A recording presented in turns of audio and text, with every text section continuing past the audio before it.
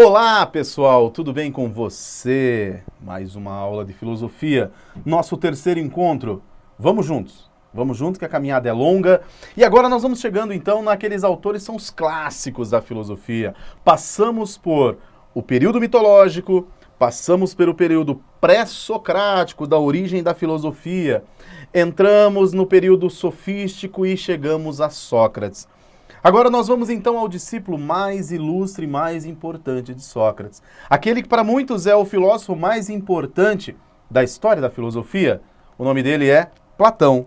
Então, dediquei a vocês aqui ao nosso curso aproximadamente 50 minutos para nós falarmos sobre Platão. Você vai perceber que as nossas aulas geralmente vão mantendo uma média de 30 minutos, mas procurei então dedicar a este tema, a filosofia platônica, um tempo maior. Por quê? Porque o Enem tem cobrado mais da filosofia platônica. A gente precisa ter uma atenção mais profunda a este filósofo. Sem contar que, compreendendo o pensamento platônico, tudo que virá sofrerá influência deste pensamento ou terá como base o pensamento deste filósofo. Terá como base o pensamento de Platão. Pois bem, é claro que eu gostaria que você, ao final das aulas, então, pudesse curtir, pudesse comentar um pouquinho, como eu disse, para a gente poder expandir um pouco mais. Mas é sempre bom podermos falar daquilo que gostamos, e falar de Platão, para mim, é sempre um grande privilégio. Por eu ter dedicado um tempo maior do pensamento deste filósofo, eu vou com muita tranquilidade nesta aula e nós vamos entender cada item do pensamento deste filósofo. Beleza? Vamos lá então, vem comigo. Platão e a ideia, a teoria do conhecimento, tá? Platão vai criar uma teoria chamada teoria dos dois mundos. Essa teoria dos dois mundos que Platão cria na sua filosofia é aquilo que nós chamamos de dualismo platônico, né? Como assim, Edvan? Eu trouxe aqui um slide em branco exatamente para a gente poder escrever e anotar algumas coisas. Platão, então, vai criar uma teoria dualista, a ideia de dois mundos. E isso ele vai dar o nome de teoria das ideias. A teoria das ideias é o fundamento do pensamento platônico. A teoria das ideias é o que fundamenta o pensamento deste filósofo. A teoria das ideias é a organização do pensamento platônico, é a base, é o esqueleto. Ele descreve isso de forma magnífica numa obra chamada A República. E eu vou tentar expor para você essa teoria. Tá? Platão diz assim, que... Vamos à imagem, eu vou tentar desenhar para você para ficar legal. Vamos lá então, vou apagar aqui teoria das ideias, né? E vamos lá então. Platão vai dizer o seguinte para a gente. Imagine que no princípio os deuses constituíram um mundo. Aqui está o mundo constituído pelos deuses. Neste mundo, os deuses colocaram para habitar almas. Ok? Então é um mundo constituído pelos deuses, habitado por almas. Junto destas almas, os deuses colocaram as ideias, ok? O instrumento que os deuses deram à alma para que ela pudesse reconhecer as ideias é a razão. Então, a razão é o instrumento que a alma utiliza para reconhecer as ideias. Nas ideias, os deuses colocaram a verdade. E o que caracteriza uma verdade? A verdade, ela é eterna, imutável, infinita, perfeita e assim por diante. Ok? Pelo fato de ser o mundo em que residem as ideias, foi dado o nome de mundo das ideias. Mas é possível você encontrar com o nome de mundo inteligível, de hiperurânio e assim por diante. Certo? Então você percebeu, no princípio, constituiu-se um mundo habitado por almas e ideias. A alma tem um instrumento chamado razão, que se utiliza para reconhecer as ideias. Nas ideias está a verdade. Então, a verdade, que é eterna, imutável, infinita, perfeita e assim por diante, se encontra nas ideias. Então, onde está a verdade no pensamento platônico? Nas ideias, que a razão conhece, e está na alma essa razão. Então, esse é o mundo perfeito, o mundo das ideias. Continuando a minha historinha aqui. Um dos deuses lá, um deus chamado Demiurgo, por exemplo, Demiurgo, né? Ele acabou sendo expulso do mundo das ideias e, como ele era o deus construtor, ele resolveu construir um mundo igual ao mundo das ideias, né? No lugar das almas, esse deus construtor chamado Demiurgo, expulso do mundo das ideias, colocou corpos. No lugar das ideias, ele colocou coisas materiais. O que são coisas materiais? Coisas que imitam as ideias. O que são corpos? Imitações da alma. Qual o instrumento que o nosso corpo se utiliza para reconhecer coisas materiais? Você sabe, são 5 sentidos. Então, no lugar da razão, os deuses, ou melhor, Demiurgo, deu os 5 sentidos para reconhecer as coisas materiais. No lugar da verdade, que habitava as ideias, aqui ele colocou a imitação de verdade. Perceba que eu não coloquei mentira, eu coloquei a imitação da verdade. E olha que interessante. Se aqui a verdade é eterna, aqui ela é temporal. Se lá ela era imutável, aqui ela é mutável. Se lá no mundo das ideias ela é infinita, aqui ela é finita. Se lá ela é perfeita, aqui ela é imperfeita. A este mundo, o mundo material, deu-se o nome de mundo material. Mas também é o mundo dos sentidos. Também ficou conhecido como mundo sensível. Ok? Mundo da matéria, mundo sensível. Beleza? Então aqui você tem esse dualismo platônico. Veja, você tem um mundo das ideias e você tem um mundo sensível. Você percebe a existência de 2 mundos aqui. Eu vou dar continuidade a essa explicação usando ainda esta tela. Platão vai dizer, então, que por algum motivo as almas começaram a cair do mundo das ideias para o mundo sensível, beleza? Vou fazer novamente a flechinha aqui. As almas caem, ok? E já apago também porque eu vou usar esse espaço. A alma, ao cair no mundo sensível, ela vai bater a cabeça e sofrer um processo que Platão vai chamar de amnésia, esquecimento. Todas as ideias que ela tinha na cabeça, ela acaba se esquecendo. E ela começa a vagar pelo mundo sensível sem conseguir reconhecer absolutamente nada. E você vai dizer assim, mas Edivan, como que a alma não reconhece nada?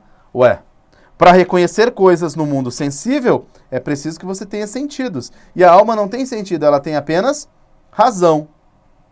Mas tem algo que a alma reconhece ali, corpos. E ela começa a se encarnar no corpo. Ao se encarnar no corpo, olha como Platão entende essa realidade. Diz o seguinte, a alma, ao se encarnar num corpo, começa a perceber as coisas que o corpo conhece.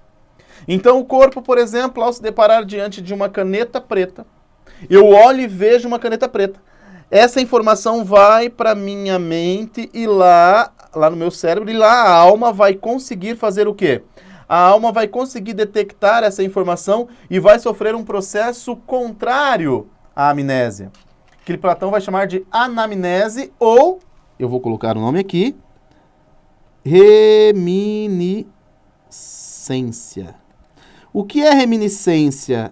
É como se tivessem degraus que a alma se utiliza para ir reconhecendo. Então, conforme eu vou me lembrando, é como se eu fosse subindo degrau por degrau. Consegue entender isso? Conforme o corpo vai conhecendo as coisas, e a alma vai se lembrando, reminiscência é lembrança. Por que de van lembrança? Porque ela caiu e esqueceu, lembra? Ela já tem essas ideias na mente. Então a alma vai subindo. Como assim ela vai subindo? Porque quanto mais ela reconhece, ela vai sofrendo esse processo de ascendência para o mundo das ideias, que é o local verdadeiro e originário dela. Então a alma, Edivan, o objetivo dela é voltar para o mundo das ideias. Exatamente. Para isso ela se utiliza do corpo para reconhecer as coisas. Exatamente. E então é só lembrar de tudo que a gente volta. Então, mas não é todo mundo que consegue. Não é sempre que consegue. No decorrer da aula, eu vou te explicar um pouquinho mais sobre a teoria da reminiscência, né? Quero falar um pouquinho mais sobre a teoria da reminiscência. Então, isso aqui está num livro chamado A República, de Platão, né? Todo esse esqueminha aí você consegue encontrar num livro. Só que tem uma coisa legal aí para a gente entender. Platão, que tem como personagem principal da sua obra o Sócrates, vai dizer assim lá pelo meio da obra, o Sócrates vai dizer, e aí, você tá entendendo? Tá conversando com o interlocutor, né? Você tá entendendo e tal? Glauco, né? Você tá entendendo o que eu tô falando e tal? E de repente o cara vai dizer assim, mais ou menos, não tô entendendo muito bem, não tá ficando muito claro. E aí vem a parte legal, o exemplo, né? E Platão, para exemplificar, ele vai trazer a alegoria da caverna, né? Então, o mito da caverna vai se apresentar aqui na teoria platônica como sendo uma forma de exemplificar, essa alegoria da caverna vai exemplificar a teoria dos dois mundos. Uma forma de trazer um exemplo, né?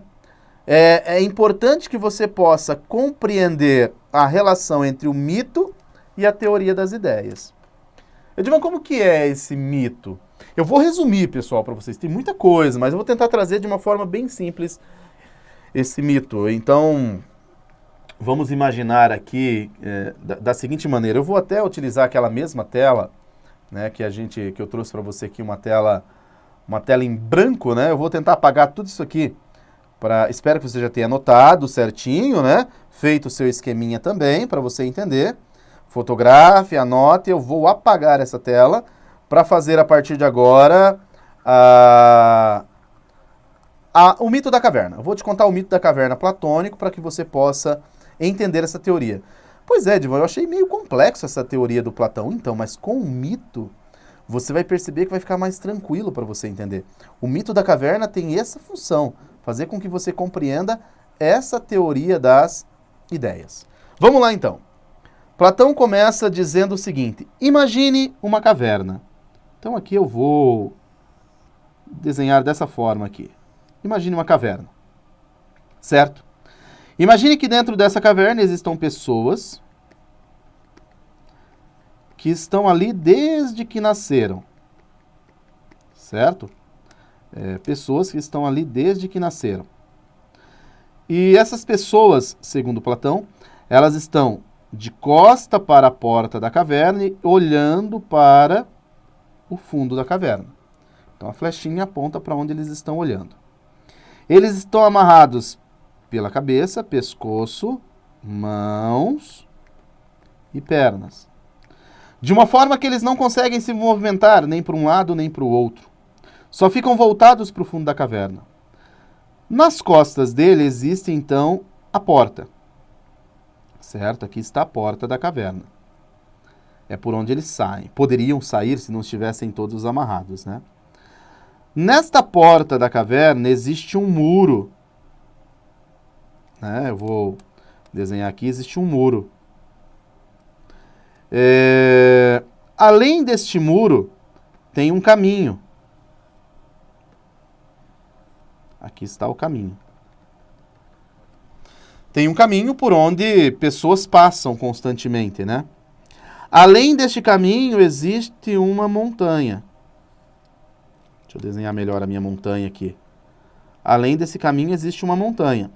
No alto desta montanha, existe, então, uma fogueira. Olha a minha fogueira, que horrível, né? Existe uma fogueira que nunca se apaga. Beleza? Por este caminho passam pessoas que carregam sobre suas cabeças objetos de animais, enfim, eu fiz aqui uma pomba. Beleza? carregam sobre suas cabeças estatuetas, animais, seres, enfim. Quando eles passam por este caminho, olha que interessante, a luz da fogueira incide sobre eles, a sombra das pessoas ficam no muro, e do que elas carregam sobre a cabeça vai ser lançada lá no fundo da caverna, vai ser lançado lá no fundo da caverna, em forma de sombra, certo? Essa imagem é lançada no fundo da caverna em forma de sombra. Desta maneira, as pessoas que estão dentro da caverna só reconhecem as sombras. Tudo bem? Essa é a primeira parte. Essa é a primeira parte do mito, da história, da alegoria, né? Então imagine uma caverna, dentro dela pessoas amarradas pelos pulsos, pernas, pescoço, né? De costa para a porta, olhando para o fundo. Lá tem um muro, além do muro uma montanha, o caminho por onde as pessoas passam, carregando objetos sobre suas cabeças, por exemplo, uma garrafinha lá, enfim, carregam ali coisas sobre a sua cabeça. E as pessoas dentro da caverna só conseguem conhecer aquilo. Desde que nasceram estão ali, só conhecem aquilo. Continuando a nossa história. Por um motivo qualquer, um desses indivíduos, vamos pegar este por exemplo, este indivíduo consegue se soltar, né? Então ele consegue liberar aqui as suas mãos, o seu pescoço e a sua cabeça, e ele consegue sair da caverna, né? Ele consegue sair da caverna. Ao sair da caverna, segundo Platão, ele sofre com uma dor muito grande nos olhos, porque imagine, eternamente ele está lá, trancado na caverna, e de repente, naquela escuridão, e de repente ele sai e se depara com a luz do quê? Obviamente que você imagina, a luz do sol. E essa luz incide sobre os seus olhos e ele sente muitas dores. Mas com o passar do tempo, ele vai se acostumando. E lá fora ele reconhece tudo que antes era somente visto em forma de sombra. Ele consegue ver sua imagem refletida nas águas, ele consegue ver as flores, as plantas, os animais, tudo. A realidade verdadeira. Empolgado, feliz e animado, ele volta para a caverna. Ao voltar para a caverna, ele vai tentar contar, esse indivíduo vai tentar contar para aqueles que estão lá dentro, tudo que ele viu lá fora. Imagina a empolgação dele, né? Ele já entra correndo na caverna, e ao entrar correndo, é como você no meio de uma festa na noite e apaga a luz. Você fica por alguns instantes e alguns minutos totalmente cego, sem conseguir se localizar, né? E aos poucos os seus olhos vai se adaptando com a falta de luz e com a baixa intensidade e vai conseguindo enxergar melhor. Ele ficou um pouco perdido, mas mesmo perdido ali, meio tonto, ele começa a contar para os amigos tudo que ele viu lá fora. Então lá fora é muito legal, cara, lá fora é outro nível, lá fora é muito massa, lá fora... Imagine a cena, os outros olham e falam, esse cara voltou loucão. Ó, maluco total. Não, expulsam ele dali, tentam matá-lo, enfim. A história continua, você vai ter que ler para compreender melhor, para entender esse final. Mas o que eu queria que você entendesse é isso, né? Ele é expulso, ele não é bem aceito dentro da caverna. Ele não é bem quisto dentro dessa caverna. E aí é claro que você deve estar pensando, e daí, Edvan? Qual que é a moral dessa história? Ué, a moral da história é que esse mito da caverna explica a teoria das ideias. Você vai dizer, não, você tá louco, Edvan. Não explica. Explica. Vamos lá? Vamos entender a explicação, então? Veja só. O interior da caverna, volta aqui, Edvan, isso. O interior da caverna representa qual mundo? O mundo sensível. Por quê? Porque é o mundo das sombras, é o mundo das imitações, é o mundo que você não tem a verdade. E o exterior da caverna é o mundo das ideias, onde você tem a verdadeira realidade. Quem é o indivíduo que sai da caverna? É o filósofo. E daqui a pouco você vai entender a importância do filósofo. Dentro da caverna você só tem sombras, imitações. Fora da caverna você tem a verdadeira realidade. O mito da caverna serve para exemplificar a teoria das ideias. E é muito legal. Edvan, cai no Enem? Cai, já caiu. Então você tem que ficar bem atento a isso. Beleza? Então agora você conhecendo um pouquinho a teoria das ideias, você conhecendo o mito da caverna, né? Eu procurei trazer dessa forma para ficar de repente um pouco mais claro para você. Volte, assista de novo com calma, né? Aqui o tempo é um pouco curto, apesar dos nossos 50 minutos, mas 50 minutos é pouco para Platão. Talvez precisaríamos de um ano inteiro de curso para entendermos bem o pensamento desse filósofo, mas espero que você tenha conseguido compreender de forma bastante tranquila. Beleza? Então, dando continuidade aqui, nós vamos para o nosso próximo passo, né? O interior da caverna representa o mundo sensível, o exterior o mundo inteligível. O interior da caverna estão os corpos, no exterior a alma, e assim por diante. Beleza? Vamos lá então. Entendendo um pouquinho mais sobre o nosso querido Platão. Platão viveu no século VI a.C., desculpe, século IV a.C., século IV a.C. Período em que era muito comum a concepção de que o homem conhece a partir dos seus sentidos. Desculpe, voltamos aqui. No período de Platão era muito comum as pessoas acreditarem que todo conhecimento vinha por meio dos sentidos. Platão assume uma empreitada muito complicada para si. Mostrar como os nossos sentidos são capazes de nos enganar. Anote esta grande informação de Platão. Os sentidos nos enganam. Por isso devemos procurar em outro lugar o fundamento do nosso conhecimento.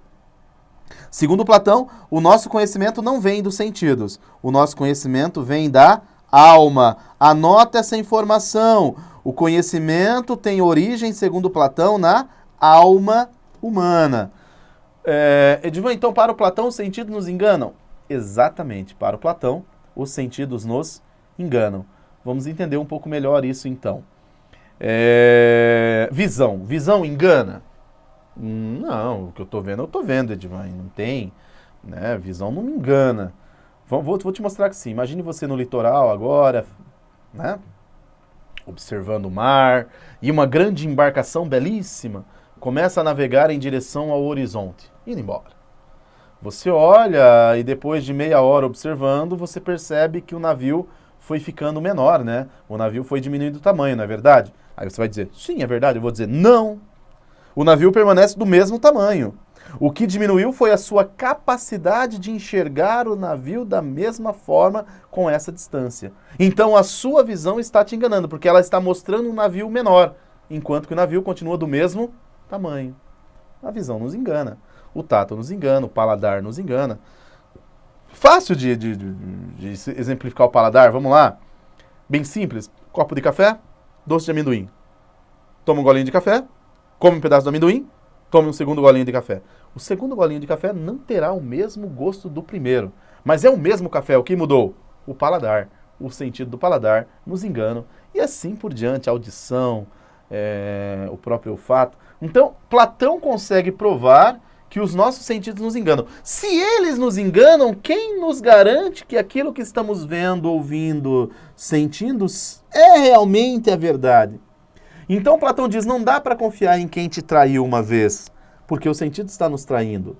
Ele nos trai, então não dá para confiar nele. Não dá para ter certeza, entendeu? Não tem como ter certeza.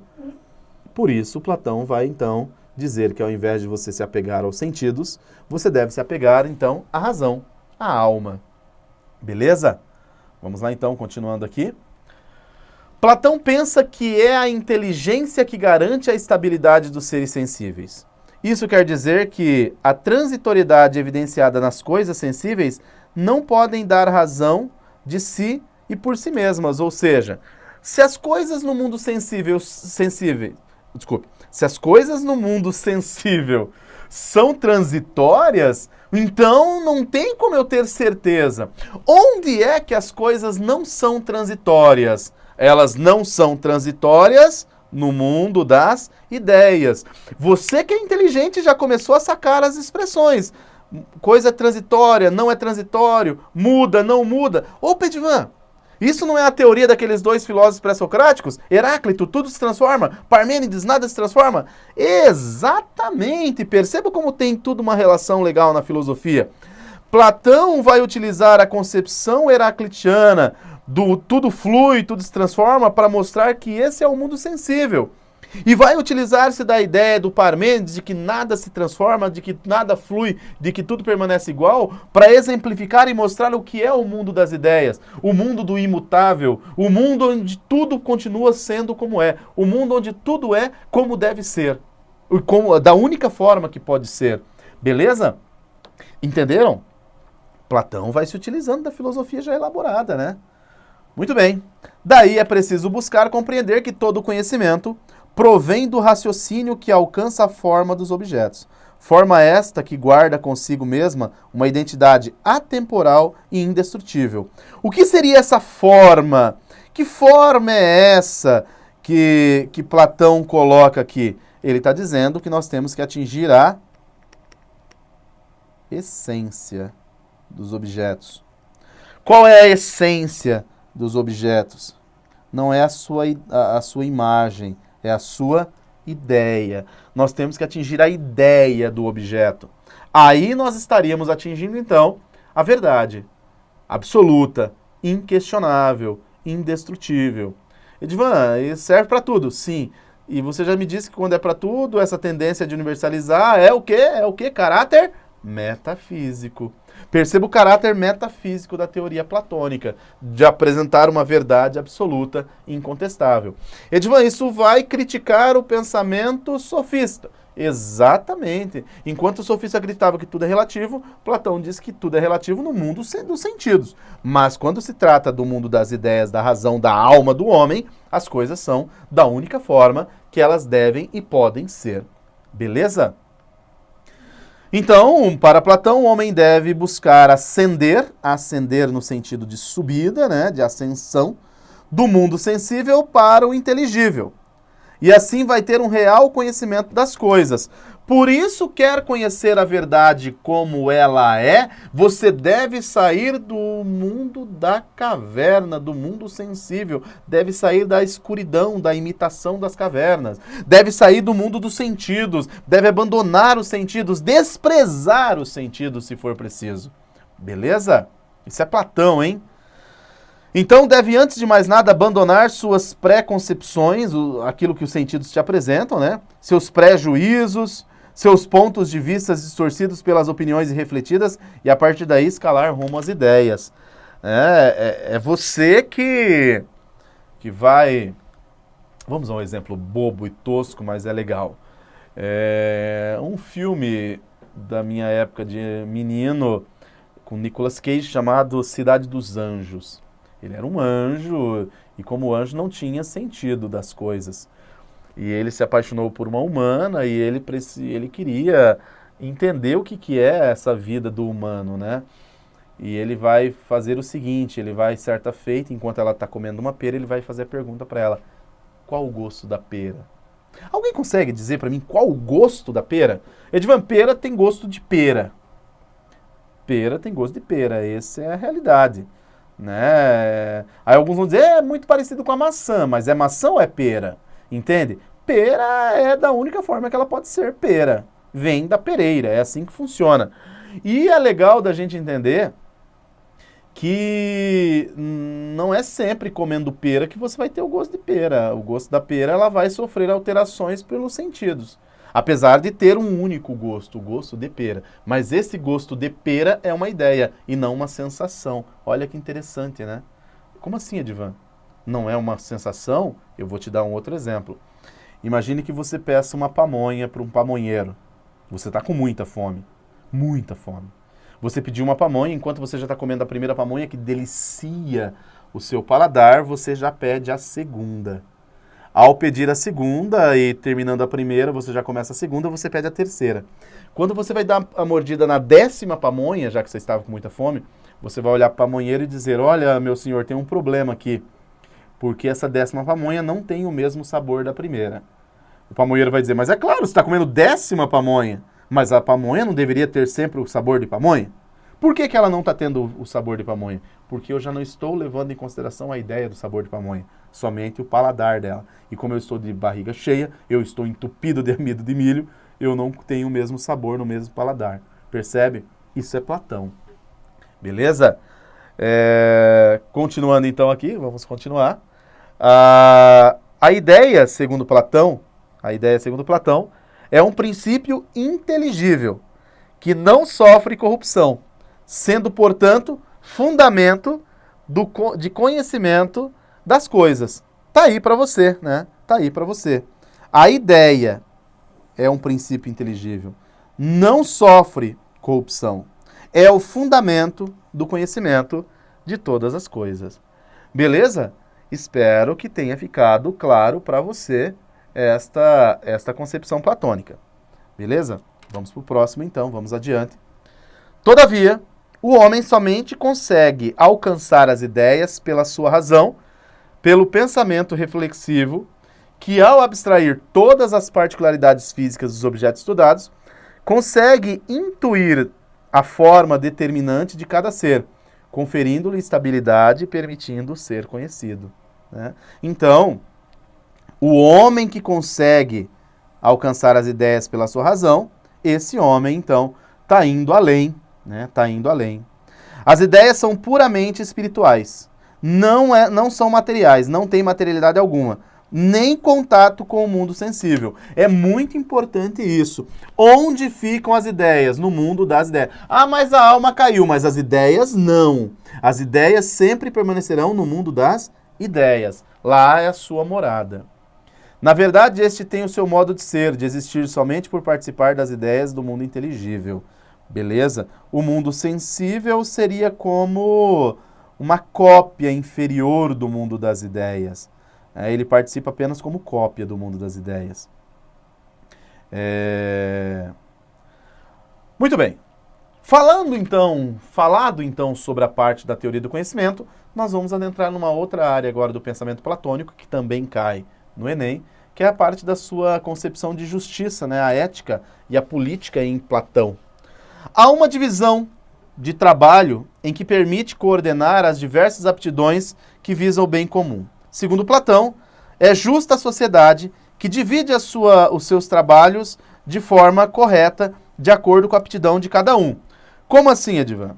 Cada indivíduo seria um cidadão, e cada cidadão teria uma função, e a sua função seria de acordo com a sua aptidão. Você nasceu para fazer alguma coisa, e essa alguma coisa precisa ser feita por você e não por outro. E aí é onde vem o ponto legal. Platão vai criar a divisão da alma do homem e desta mesma forma ele vai dividir a vida em sociedade. Então vai prestar atenção aqui comigo para você entender daqui a pouco como funciona. Faz mister ressaltar que as classes da República não se baseiam em uma ordem hereditária, já que o ponto fulcral repousa sobre as aptidões pessoais. Ou seja, a função que você ocupa dentro da República não é hereditária. Ah, eu sou filho de um político, eu serei político. Não. Você vai fazer aquilo que você tem aptidão para fazer. Onde é que você descobre a sua aptidão? No processo educacional.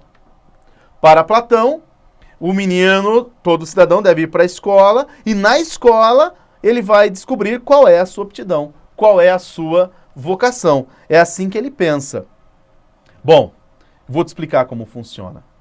Segundo Platão, a sociedade deve ser dividida em 3 classes.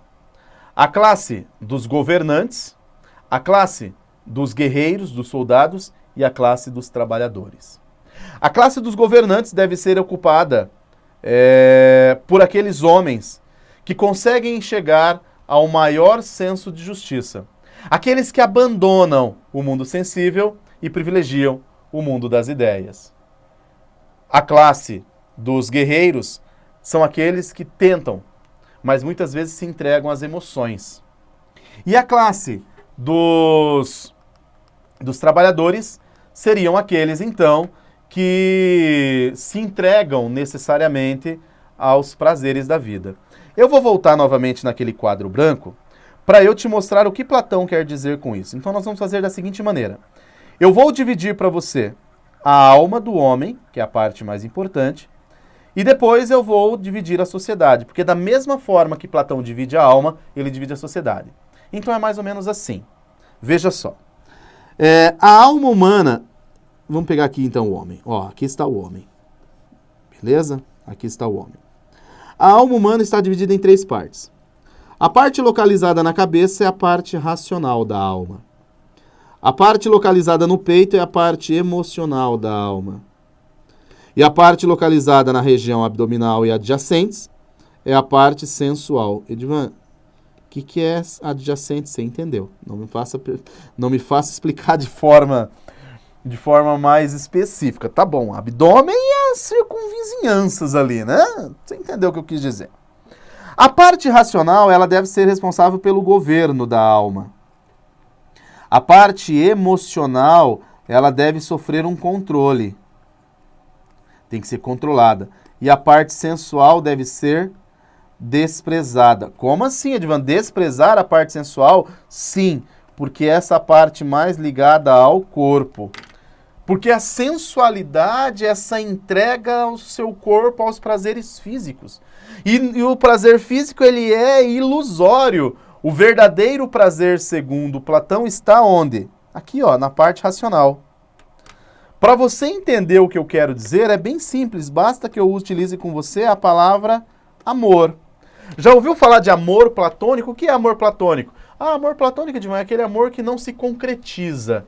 Por quê? Porque para Platão, amor é eros. Eros é desejo, né? Então vou anotar aqui, ó. Amor é eros.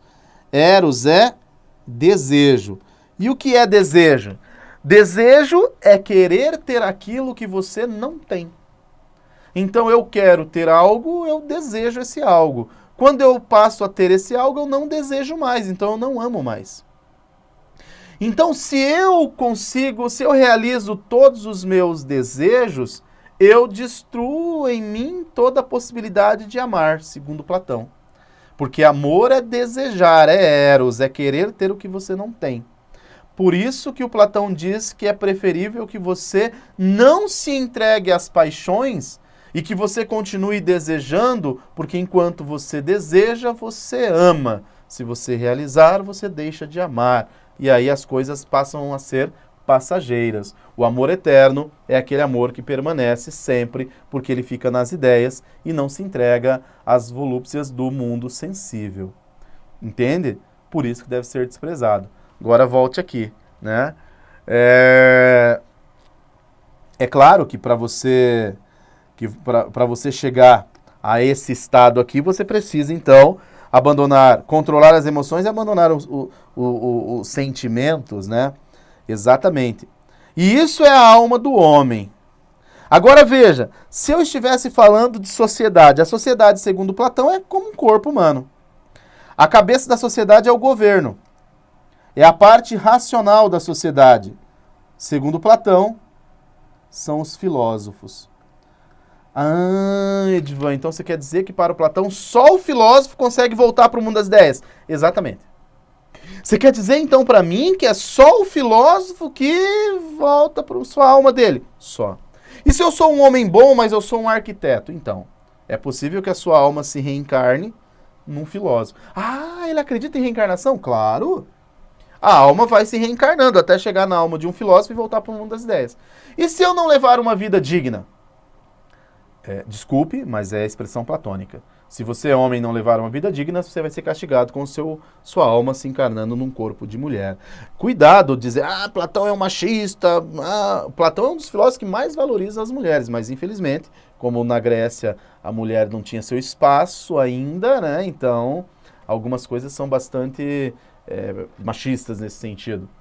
E se eu fui uma mulher digna, é possível que se encarne num corpo de um homem que vá se tornar filósofo. E se eu não fui um homem digno, nem uma mulher digna, e se eu não fui um homem digno nem de me encarnar num corpo de mulher, Edvan, você vai se encarnar num corpo de um ser desprezível qualquer, de uma lombriga, de uma mosca, e ali você vai viver eternamente a sua alma vivendo nesse tártaro eterno, ou seja, nesse sofrimento eterno de se viver a sua alma num corpo desprezível, porque você se entregou aos prazeres do corpo. Então a sociedade perfeita é aquela que é governada pelos filósofos, defendidas pelo exército. Qual que é a função do exército? Defender, defesa. E o sensual, Edvan, são os trabalhadores. Trabalhadores. São aqueles que não conseguem controlar as suas emoções e não se entregam aos estudos. Onde é que o cara aprende isso, Edvan? Na escola. Essa é a parte mais importante. É na escola que você vai perceber que esse processo vai acontecer. Tá aqui para você, ó. É dentro do processo educacional que isso acontece. A aristocracia de Platão, diferente daquela calcada na propriedade, na riqueza, é a aristocracia do espírito, cujo saber legitima o poder, ou seja, só pode governar a cidade aquele que é justo por conhecer as implicações de justiça, ou seja, só pode chegar ao poder o filósofo. Ele é o cara, o filósofo era quem deveria assumir o poder. Beleza? Na cidade platônica, governada pela filosofia, não seria necessário um direito positivo, pois os magistrados deveriam decidir em cada caso particular o que a justiça exigiria segundo as circunstâncias. Reconhece a importância da família, da propriedade privada, evita-se o excesso de riqueza e de pobreza, pois, no seu entender, seria uma causa de toda a discórdia. Quando tem gente que tem de mais, tem gente que tem de menos. Então, que não tenham de mais e que não tenham de menos. Que cada um tenha de acordo com a sua necessidade e que isso seja de forma justa. Cada um tem de acordo com o seu mérito. Essa é a concepção platônica. Beleza? A ideia socrática de que a cidade, o poder político, na qual a família e o indivíduo formavam um todo harmônico, permanece no pensamento platônico. É o fundamento da ideia de justiça como virtude. Para Platão, a justiça é uma virtude. Ou seja, é aquele que observa permanentemente a lei e, ao mesmo tempo, observa que essa lei é fruto de uma razão que visa o bem comum. Uma razão que visa o bem de todos. Mas, Edvan, quem é que pensa uma lei que é boa para todo mundo? O governante. Por isso que é o filósofo, aquele que tem senso de justiça. Ele não se entrega aos prazeres, ele não se corrompe. Essa é a concepção platônica. O sentido de ordem política ideal é o de justiça, que correlaciona intrinsecamente lei e justiça. Ou seja, a lei deve ser justa para todo mundo, né? E ela tem que ser praticada com virtude, ok? Beleza, vamos lá então. Nesses sentidos, encontramos a ligação entre as duas perspectivas do conceito de justiça. A justiça é uma ideia, forma pura, e a justiça enquanto virtude, ação do homem virtuoso, né? A justiça é a ideia do que deve ser feito e também a prática do homem dessa ideia. E o homem que pratica essa ideia de justiça. A justiça enquanto ideia é a justiça enquanto uma prática, enquanto virtude humana. Beleza? Você está entendendo essa concepção platônica? Mas, Edvan, é uma sociedade hierarquizada de uma forma estranha, né? Não é hereditária, não é na riqueza, é na sabedoria. Exatamente. Mas, pelo que você me disse, é só o filósofo, porque ele é o que conhece a justiça, não só em forma de ideia, mas também como prática. É aquele que vai exercer um governo justo para todo mundo. Por quê? Porque ele não pode ser injusto, porque ele só conhece o conceito de justiça e ele valoriza esse conceito. Mas se ele quiser ser injusto, Edvan, ele não seria filósofo. Uma vez que dentro da concepção platônica, todos aqueles que vão para a escola são preparados para isso, né? Para que possam cada um exercer bem a sua aptidão. Vamos supor, Edvan, que eu sou uma pessoa que desejo muito ser filósofo. Eu me dediquei na escola para ser filósofo, mas não consegui obter, de repente, as melhores notas, a postura que se esperava. E daí? O meu querer não vale nada? Não. Dentro da República Platônica, quem determina o que você fará será o governo justo, né? Os filósofos não vão permitir que você exerça uma função para a qual você demonstrou que não tem aptidão. De repente você tem aptidão para ser trabalhador, para ser braçal. Mas, Edvan, você está me dizendo então que dentro dessa concepção grega, eles acreditam que existe na nossa natureza uma tendência para sermos uma determinada coisa? Exatamente. E quem é que coloca em mim essa tendência, esse dom, essa aptidão, essa vocação? Os deuses, por exemplo? Pode ser. Pode ser. Segundo Platão, nós nascemos com essa aptidão. Nós nascemos com essa inclinação para fazermos alguma coisa. Assim como o rio corre para o mar, a macieira da maçã, o homem tem uma função no mundo. Qual é? Então, essa é a parte mais interessante. Como nós não sabemos qual é a função que nós devemos desempenhar no mundo, quem é que vai dizer, segundo Platão, qual é essa função? Não é você. Quem vai dizer qual é a função é o governo, é o filósofo, o governo justo, o governo da filosofia. É ele que vai determinar, vai dizer, olha, você nasceu para isso. Porque ele conhece muito mais de você do que você mesmo, uma vez que ele tem conhecimento da justiça. Ele sabe o que será melhor para a sociedade, o que será melhor para a sociedade no sentido da sua ação. Sua ação. Qual ação que você realiza que será melhor para a sociedade como um todo? Entende? É esta concepção platônica. Vale muito a pena você ficar atento a isso. Muitas das ideias do Platão vão permear todo o restante da filosofia a partir daí. E aí temos mais uma indicação de leitura para você. Autor de vasta obra filosófica, Platão preocupou-se com o conhecimento das verdades essenciais que determinam a realidade. E a partir disso estabeleceu princípios éticos que devem nortear o mundo social. A República é uma das obras-primas de Platão. Nela, o filósofo expõe suas ideias políticas, filosóficas, estéticas e jurídicas. Aqui se encontra a alegoria da caverna, uma das mais belas passagens de toda a obra de Platão. O filósofo imaginou um estado ideal sustentado no conceito de justiça. Ok? A justiça é o ponto principal. Você viu que aqui eu tenho um item aqui que eu acabei não falando, né? E aí eu reservei esses últimos 3 minutinhos aqui para que a gente pudesse falar então dessa parte aqui que é bem simples, né? A questão da estética. Platão, pessoal, ele é contrário à arte. Como assim, Edivan? Platão é contrário à arte? Exatamente. Platão acha que a arte é uma forma de você se prender às imitações. O que é o desenho de uma árvore? A imitação de uma árvore. Só que a árvore que você está imitando já é uma imitação, porque está no mundo sensível. Então, a árvore que você vai desenhar é a imitação da imitação. E quem se prende às imitações vive no mundo sensível, dentro da caverna. Onde está a árvore verdadeira? Nas ideias. E seu desenho? Eu estou imitando. E a imitação não deve ser valorizada. O que deve ser valorizada é a ideia em si. Tem um trecho muito bonito da obra que ele fala, se passar pela nossa cidade um poeta, nós vamos acolhê-lo bem, darmos banho, perfume, vamos alimentá-lo, mas na hora que ele for proferir a sua poesia, nós vamos mandar ele seguir caminho. Porque na nossa sociedade não cabe um poeta, uma vez que ele virá imitar. E a imitação não cabe nessa sociedade. Porque a imitação leva você a acreditar nas sombras.